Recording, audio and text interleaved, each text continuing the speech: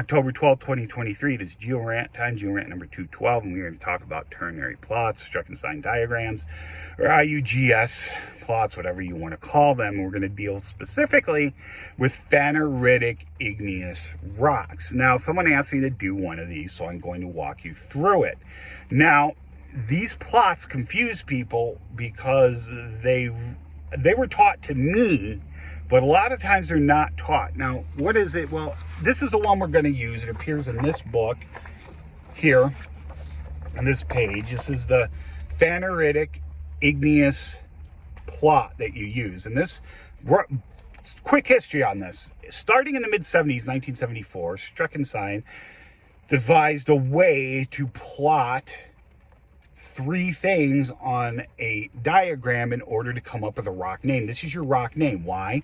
Because over the years, a lot of people have just been giving things names that really fall into some one of these.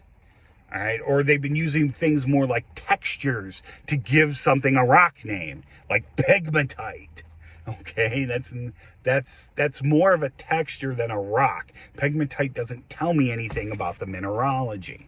Okay, now there's a saying in science: how does science progress? In one funeral at a time. And that's what it does. And we've been getting away from that. We want to use mineralogy and composition to name rocks. And it really started to take off in the 90s, but it's still an ongoing process. The old timers are still stuck in their ways. And that happens. Not all of them, but many of them.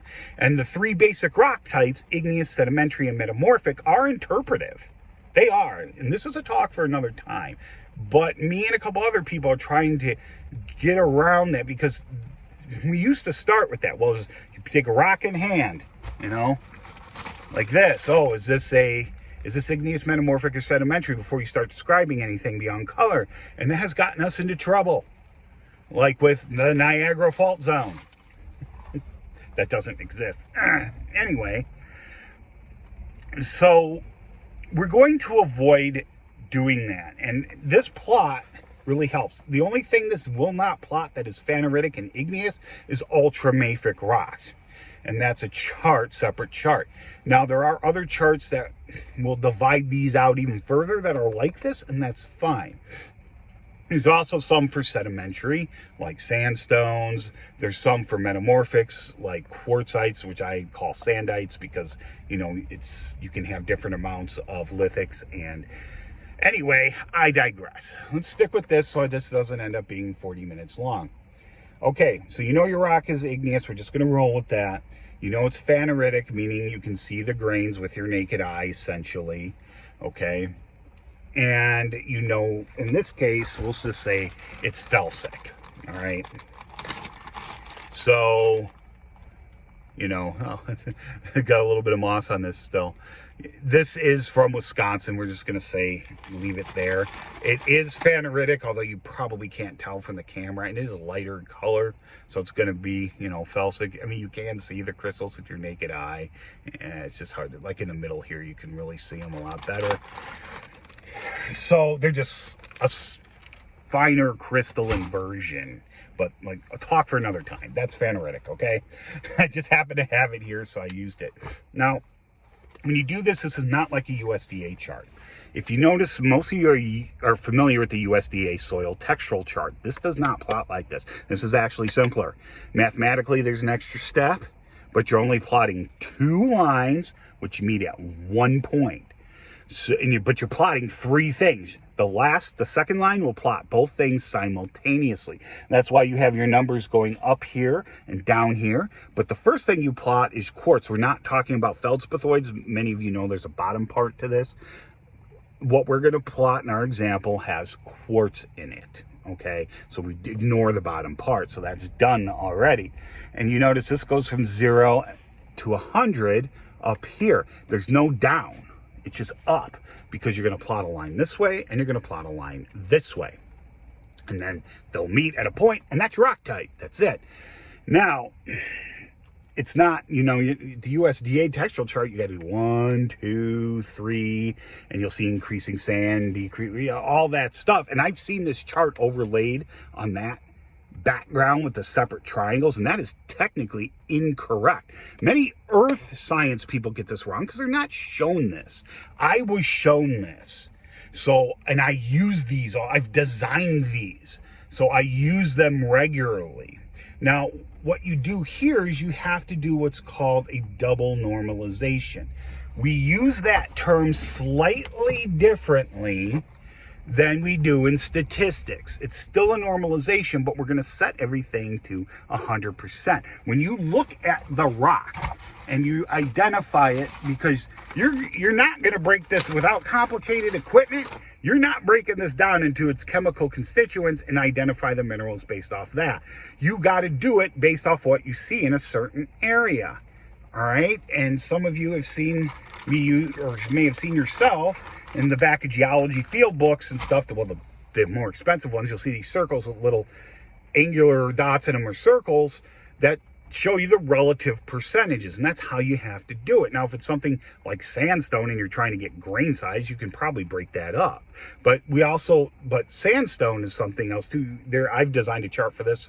Actually, I wasn't the original designer, somebody else was. But anyway, I digress. I use it. I've changed the names a little. That's all I've done, but it is someone else's. But because that you plot quartz versus lithics versus feldspars in general. Remember, a sandstone, the only thing that defines a sandstone is grain size. It has nothing to do with composition. Composition comes later. Okay, I digress again. All right, so let's get back to this. So get that USDA textual chart out of your head. All right, don't use it. This actually is simpler to do visually in the field. You know, if you can readjust the percents relatively in your head. Okay.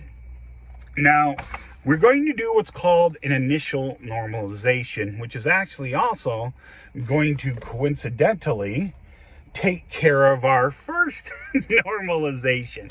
The reason why this isn't just a first normalization is because when you look at that rock, you're going to see quartz, you're going to see feldspar, you're going to see plagioclase, because that's what you're going to plot, but you're also going to see some mafic minerals like pyroxene or biotite or hornblende. And you may have other things in there too, like hematite or epidote, okay? Something like that. So we're going to go with, sorry, I started doing this and went back. So we're going to have other at 2%, mafic at 5, quartz at 10, alkali feldspar or K-spar, as I say K-spar a lot, at 25, and plagioclase at 57%. That equals 100%. I have everything.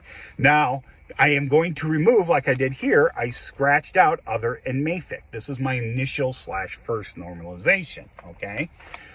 I'm not plotting those. Anything I'm not plotting, I get rid of. And here they just happen to be in high enough quantity. But there may be rocks where you have less than 1% of these together. So you don't have to do the initial part. You don't need to knock these out, but you'll still need to set these to 100. So it's like an initial first normalization. Okay? You don't have to do this just once like you do with the USDA chart, because we're going to have to do it again. But the thing is, like I said, you're going to see how this is easier, all right? So everything, now I add all that up and I get 92. Now I'm going to keep this as percents, but you can turn them into decimals and reset them as percents at the end. It doesn't matter. I don't care. But remember, if you're going to keep them as percents or anything, don't round them till the end. Now, you don't have to write down 10 decimal places, but take it at least 3 or 4. I'm going to do 2 because I know this works because I've already computed it. Okay. So now we got to set everything at 92. Well, how do we do that? It's really simple. We just take quartz, divide by 92, 10 divided by 92 times 100 to get our percent again. So we need that 100, and we get this. That's all 3 of them. All right. And I rounded to a roughly 11 because that's what I'm going to plot. Keep these in this form. This does, fortunately, I only took this to 2 because, like I said, I've already calculated this. I'm just saving space here. And I do get 100. Now, that's about 11, and that's fine. You can plot that because you're not going to be plotting 10.87 unless you have this on an Excel program, and I actually do, and the base was off somebody else's, but I took it and designed it, and I use it for other ones too. But anyway, I altered it, but it also is not mine. I'm real good at doing that. I'm real good at taking somebody else's stuff and adapting it to my needs. But anyway, I digress. Anyway, so we're only going to have 2 lines here. Remember, quartz is 11, and we only have numbers going up for quartz. That's what Q is. So we're going to go to 11. Here we have 0. I think this is about 5 right here. This is 20. So we're going to plot about where this black line meets our chart. And then with that right there. So our line, I'm not going to draw on this, I don't want to, will be right there. We just be up. If we had 30%, it would be up here. If we had 60%, it would be up here. So it's just a horizontal line plotted up based on your percents. Always, no exception. When you're doing quartz, that's what it is, and you do quartz first. Otherwise, you're going to leave yourself a math nightmare, okay? So it's more calculations than anything. So that's your initial / first normalization. So quartz is done. You're done with quartz. You do not have to worry about old quartzy again. Now we did the other 2 here, okay? We did K-spar, alkali, feldspar, and plage, and now we no longer have 100%. These 2 added up, this is your second normalization now, those 2 added up equals 89.13% for your alkali, feldspar, and your plagioclase. Okay? That's what these 2 numbers added together equal that, where my arrow's going. Okay? So you just do what you just did, except you just have to deal with 2 numbers instead of 3. So what you do now is you take your, what was that, 27.17 divided by 89.13 times 100, and that gives you roughly 30.48%. Remember, this is all in percents. I'm keeping it in percents. That's your alkali. This is your plagioclase. So we have 61.96 divided by 89.13 again, times 100, and that gives us 69.52%. So I just did what I did here, except I did it again. Because what we did is, once we plotted quartz, we removed it from the equation. So we've got to normalize again. Every time you remove something, you have to normalize again. So, but we're going to plot one line with these 2 numbers. So this is the end of the maths, essentially, okay? But you add those 2% up, and fortunately for us, even though I've only taken it to 2 decimal points, it does equal 100%. You know, quite honestly, if you do this and you get 100.01 or even 100.1 or 99.98 or something like that, it doesn't really matter. I know it's a rounding thing, but if that kind of thing bothers you, then you need to take it to more than 2 decimal places. But you're not going to plot more than, or you're only going to plot whole numbers, because that's as good as this gets, unless, like I said, you got a computer program. So we roughly have, what was that, 30% K-spar and 70% plagioclase. Now we're going to plot those simultaneously. Well, Steve, how do you do that? This is why this is better than the USDA chart. This is my second and final line. So we did our quartz, which is right up in here somewhere. All right, we'd have a line going like this. Now this one swings like a pendulum. Quartz becomes your anchor point. And you can plot either the K-spar or the plagioclase. It doesn't matter, whichever percent. Remember, this is 100% plagioclase. So where the P is, that's 100% plagioclase. Where the A is, that's 100% K-spar, okay? And I believe the plagioclase was what? 70%? We're going to do that just because I'm used to doing it, because I work with some mafic rocks.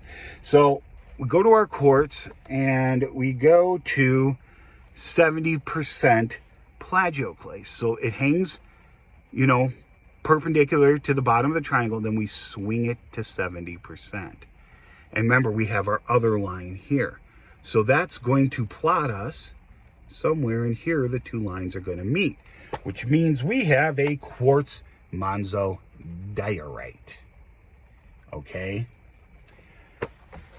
I know that seems complicated, but really it's not. Once you get used to it, and like I said, if I had a third of each of these and no mafics and no other, I would be like, well, a third quartz would be about right up here, and then a third and a third's left. A third and a third together is, when I normalize again, that would make it about 50-50. So I would actually plot within the granite. See, so once you get used to it, because you'd be dividing 33 by 66, which gives you 50. Times 100 gives you 50. Otherwise, it gives you 0.5. So, anyway, that's it. Okay? I really hope you were able to follow that. I did it kind of quickly. Anyway, if you have any questions or comments, please leave them. Remember, this is a freebie. Okay? Because I go through this a lot slower and a lot more patiently on my Teachable account, the Arcos Institute of Geosciences. But that was just quick, done fast, and so you could understand the concept, hopefully understand that. Remember, what you need to remember most of all is, one, this is not the USDA textural chart, okay? You're plotting 2 lines, not 3 lines, although you're still plotting 3 points. It's a little more efficient that way. Your initial/first normalization removes mafics and others if you're doing a plutonic phaneritic felsic rock, which we were doing in this case. Okay, so you have to do your quartz first, or your feldspathoids if you had feldspathoids instead of quartz. Remember, those two cannot form together from a melt, so you're going to have one or the other.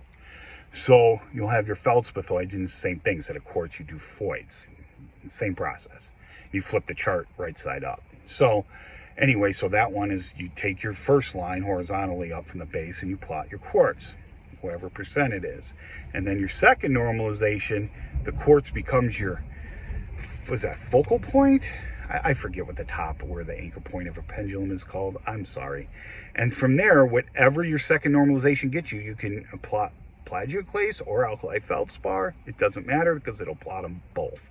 Because if you notice, if I plot here, when I plot 70%, I'm also plotting 30% K-spar. That's, so it'll just go, so your second normalization yields the swinging pendulum. So you'll have a cross line and swinging pendulum. That's how you're plotting 3 things with 2 lines, and you only have 1 meetup point, and that meetup point is your rock name. Okay? Anyway, this is coming up on 18 minutes, so leave your comments below. If you have any questions, let me know.